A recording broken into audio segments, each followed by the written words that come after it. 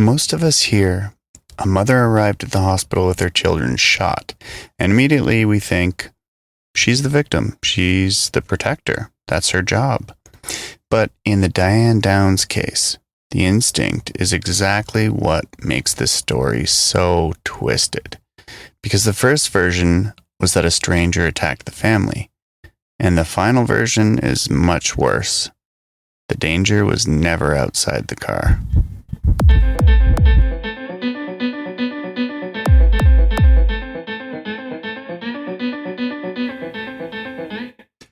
Welcome back to Tell Me the Crime, episode 18. Oh, is Now, it 18? I thought it's 17. No, 17 was last week. Oh.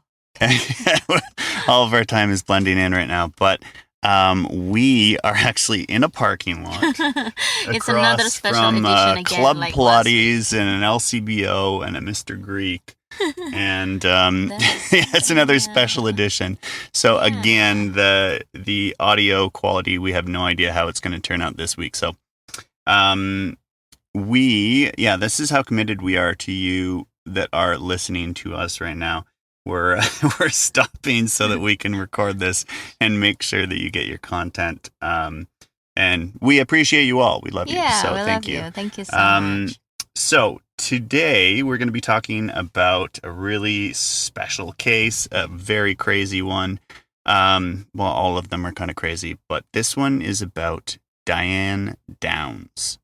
Okay, so Diane Downs, and it is a pretty dark case. So for anyone that has kids, be aware that this is not exactly an amazing case to hear about if you have kids. What is about kidnapping? No. So actually, it is about a mother who brings in her kids to a hospital. Okay, she brings them into emergency because they had been shot, all three of them. Okay. And she tells police that her kids were shot after some guy waved her down on a highway. She was in the car with her kids, and the man stopped her and apparently wanted the car, and then shot the kids, then shot her, and then took off. Okay? So how many kids? Three kids. Three kids. And they were pretty young. Yeah. So the mother is Diane Downs, and her three children are Christy, who is 8, Cheryl, who's 7, and then Danny, who's 3. Now, the dark part of this story is that the details in this particular case don't quite add up with what she's saying happened. And it turns out to be the case. Is it about a lie again? Yes, it is a lie. That did not actually happen. Can you guess what happened for real? Well, it's really... I don't want to say this, but I don't want to think that a mom is trying to kill the kids. You don't want to think about it. I don't want to think about it. I know, and that's why I gave that disclaimer at the beginning, because it's kind of disturbing to think of, right? Yeah. But that is what happened. Why? She shot her own kids. Okay. Maybe she was under pressure. And maybe one of them was mentally Well, she was clear. Yeah, but actually, it's even worse when you think of it, because it doesn't sound like she was just mentally unstable. It sounds like they became a nuisance to her. And they were just in the way of her and her fantasy lifestyle. Fantasy lifestyle? Okay. Would you please tell us what that is? Yeah. What is it about? Okay. So let's talk about her before the crime happens. Okay. She's born Elizabeth Diane Frederickson, and she marries this guy, Steve Downs. They have 3 kids together. She works as a postal worker, but she seems to be, restless in her kind of unstable domestic life, right? So she's not very happy in her relationship with Steve. They end up getting divorced. And by all accounts, it sounds like Diane is a person who tends to be drawn to drama. And so we've talked about this before, that like you don't, and we it's and something you're kind of that surprised, and yeah, what? yeah, you're like, what? Like I that always people are figured like that, that? really? Yeah, because you're so stable and like you're just normal. But I and we're mean, both everyone like will have ups and downs, right? But right. I But I'm I don't know. surprised you haven't experienced it, because I feel like a lot of unstable people gravitate towards stability in relationships, right? So like you'll often get that Oh. pairing where anyway, it's we can talk about yeah, we that. can talk about this another I time. think Okay. that's a very interesting topic for Yes, psychology. for another time. Okay. Okay, So tell us about the anyway, fantasy okay, life. so this this Diane woman, she was just drawn to drama, and I guess her life was a little bit boring, and she wanted someone, I guess, she wanted someone that was just all about her. She wanted all the attention on her. And she had this affair with one of her previous coworkers, Robert. While she was still in the marriage, or after they got divorced? I think that the affair started beforehand, but when these shootings happened, Steve and Diane were already divorced. Okay. But this other guy, that she was having the affair with, he was married for sure. Okay, at the time.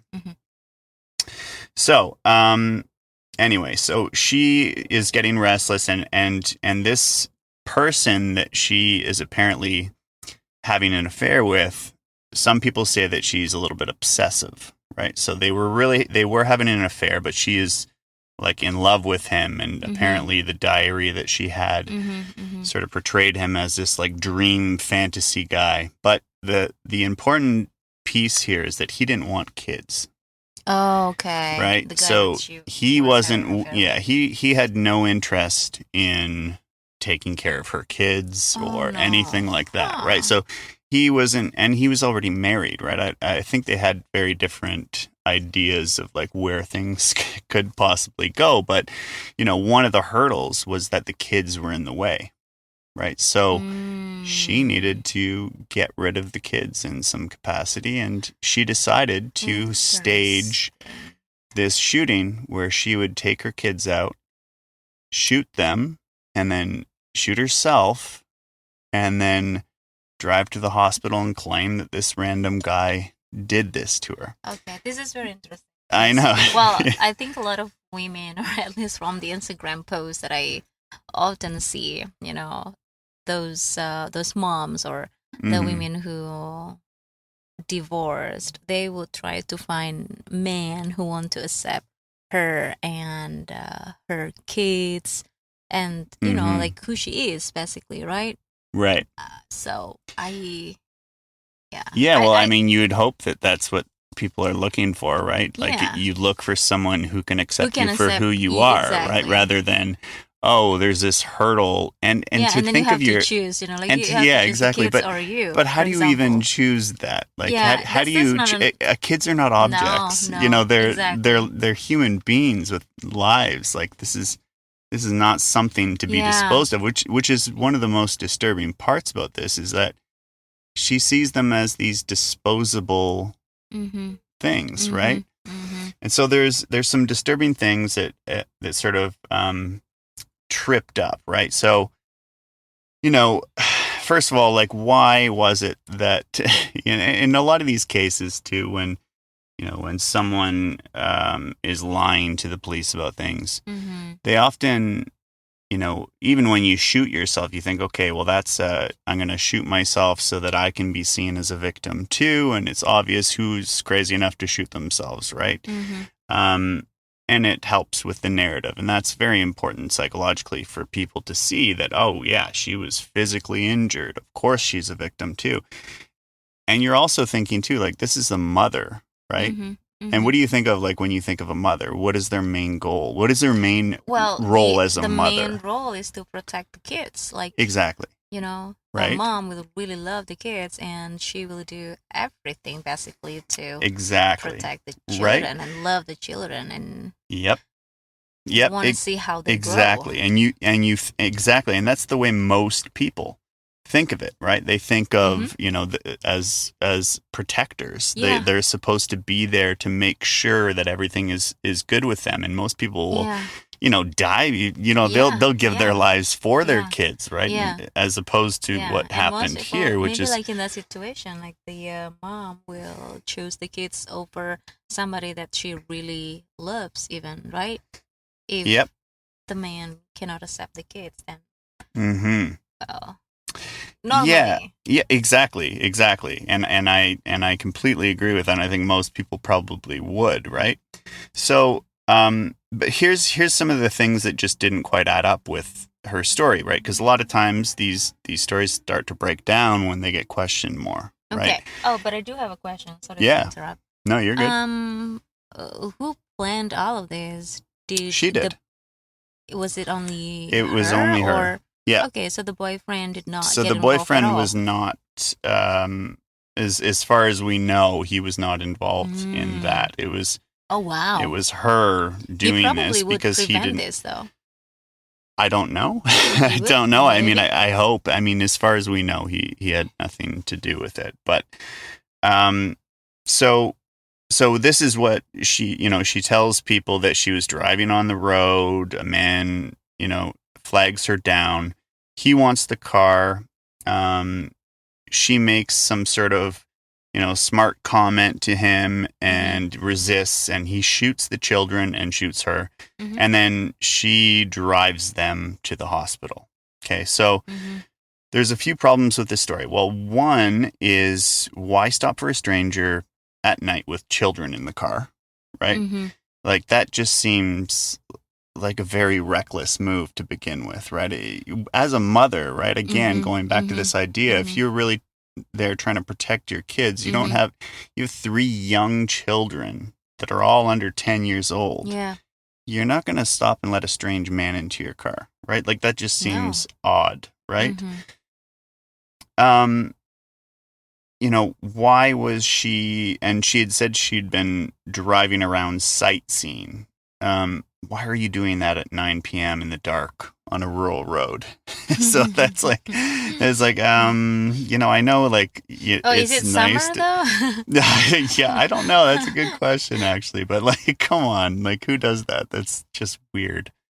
And why, what, like, it just doesn't make sense. Also, when you look at the witness events of how she was driving into the hospital. So the witness reports of how she was driving to the hospital. Okay, so what would you do if you shot your kids? What would you do if your kids were shot, right?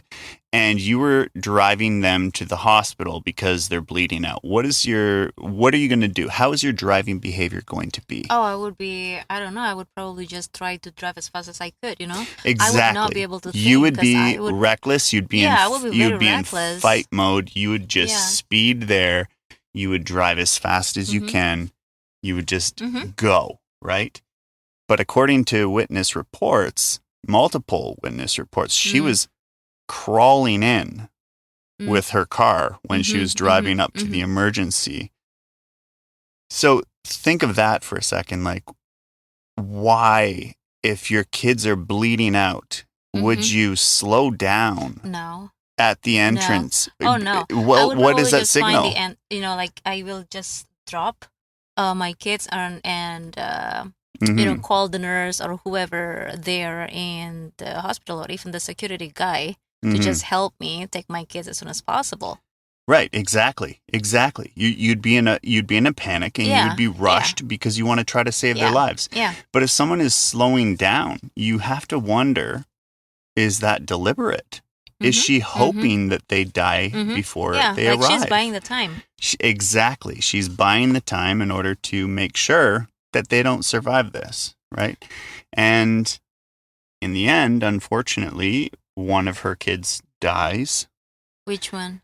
So the youngest? The 7-year-old, I believe. The second one. Yes, the second. I think it was Cheryl. Yeah, she dies from the shooting.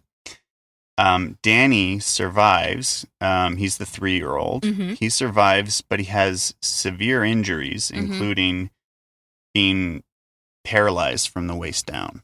Oh no. Yeah. So, he's damaged, for life. And then there's Christy, who's the 8-year-old. Now, she survives, but she's severely injured, including having like a stroke at some point. Oh my God. And so she can't talk, right? So everyone, one is dead. One is a 3-year-old who's severely injured, obviously can't talk about that.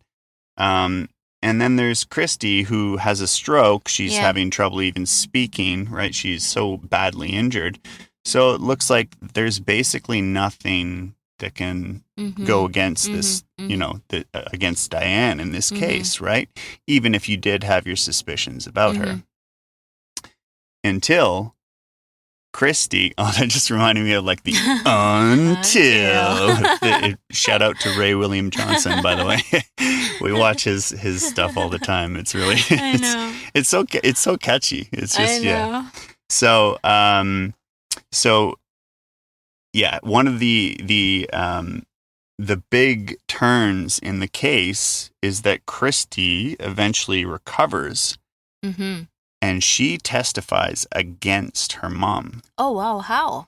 How is that possible? Because she says there was never a man. Oh. And that the mom was the shooter.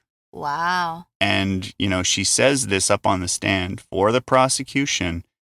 And she's terrified. Like, she is, and you can think of, like, the fact that kids are often not very good witnesses, right? Eyewitnesses, and you have to consider how credible they could be. But in this case, like, to have a kid be so adamant that the mother was the shooter, because she's traumatized. She saw her mom kill her, one of her, her sister, and then the brother got shot and paralyzed, and then she was shot, almost died. And then the mom also tried and then the mom, herself. She did shoot herself in the arm. And, but the injury is just, it also doesn't make sense. Like, her injury is just, why shoot the kids in the first place and then not kill the mom? If you're trying to do something like that, wouldn't you want to shoot the person who could overtake you first? Yeah, of course. Right? Like, why would you shoot the kids then her? It doesn't really make sense. Anyway, so that's super, super dark. So she wanted to basically get rid of them because they were obstacles, and she wanted to live out this fantasy life with her affair partner. And that was kind of like what she wanted to do. But did she defend herself at all? She did. She denied it. She denied it forever. She never admitted to it. And she even says she didn't have a gun, right? But both Steve and the person she was having an affair with, both of them, the Robert guy, his name's Robert, both of the husband and Robert said that she owned a handgun, a .22 handgun, which was what was used to kill the kids, right? Or shoot the kids. What about the fingerprint? That's a good question. This one was done, this is back in like the 80s, so I'm not even sure if that was like a huge thing then. Because, the scene was in 1983. So it was actually around my birthday. It was in May of 1983. So, so I don't think that was a huge thing that played a role. Wow, but so those kids are in your age now. Yeah, so apparently she had another kid right after she was convicted or around that same time.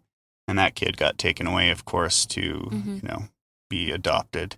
So imagine being that kid and finding out that your mom wow, okay, I'm lucky because I could have been one of those. Traumatized. Oh, absolutely. Yeah. Well, or being the two kids that survived. I mean, you can only imagine the trauma they must be experiencing from that. But like the some of the most troubling things about this case too is the mother she was going on interviews. She seemed kind of not happy, but she didn't seem that disturbed by it. She seemed happy to give the interviews, she is very attention driven, right? And a lot of these cases are about seeking attention and having the spotlight on them, even if it's for a negative reason. They're still getting that attention that they wanted. And the prosecution was saying is she was bored with her life, right? She seeks drama, and if there's not that in her life, admitted it. Yeah. Well, I mean, I don't think she kind of admitted like that. I think that's what people were mostly saying is that that's kind of who she is, right? So she was going and giving a ton of interviews, and it was just all her, and she just didn't seem too distraught by the What about events. the ex-husband? The ex-husband? Yeah, usually he wasn't part of the shooting at all or anything like that. No, he was not. Yeah. But with the kids, did he take the kids? Did he get the custody? Yeah, he definitely got custody of the kids, right? So, he didn't do anything wrong, right? So he was completely innocent in this whole thing. But, I don't know. It's just so. How do you handle something like that? How do you get away with or think you can live with yourself after doing something that atrocious? It just, I don't know. Then again, neither of us can ever imagine any of these things. So, wow. Yeah. So what's your psychological insight about this case? Well, actually, if I want to play devil's advocate, right? I mentioned that her responses emotionally were not great, or they seemed a little odd. But the thing that we have to be cautious about here is that your responses, your emotional, your affect to traumatic situations and traumatic, context is not always straightforward. Right. So sometimes people react in very weird ways, right? Different ways, yeah. And sometimes people will laugh at funerals, not because they're guilty or not because of anything that, it's just that how they express that grief. Exactly. And so that's why we have to be cautious in all of these cases about using any of that as evidence, because that's not evidence of guilt itself. The other thing is that they never found a weapon, right? So they never found the gun, right? And she claims that she never had a gun, right? So, but, I mean, the one thing that can't really be looked over is the fact that she wasn't killed, and her daughter herself said that she was the shooter, right? So, that was obviously the smoking gun. Yep. Yeah. So that's that is the case. Yeah. So she ends up getting life in prison. She ends up getting life. Yes, she does, but she does escape at one point. And I can't remember when it was. I think it might have been in 1987 or something. She escapes, but she gets caught 10 days later, and she still denies everything. Yeah. Yep, so she was convicted of murder, attempted murder, and assault. And that was the case. Of Diane and the kids. Wow. So okay. Yeah, so everyone, that was our car episode. We apologize if it's not as polished and everything is little Canadian and what is that? Indonesian, yeah. Oh, you mean in little Canadian? Oh, I thought you were talking about me. I was like, no. I was like, you don't know you're Indonesian? I was like, what? Okay. Well, anyway, thank you, everyone. You hope you enjoy the episode, and we'll see you next week when we actually have a proper setup again. So we're going to get back on the road now. Thank you. And thank you. We'll see you next week.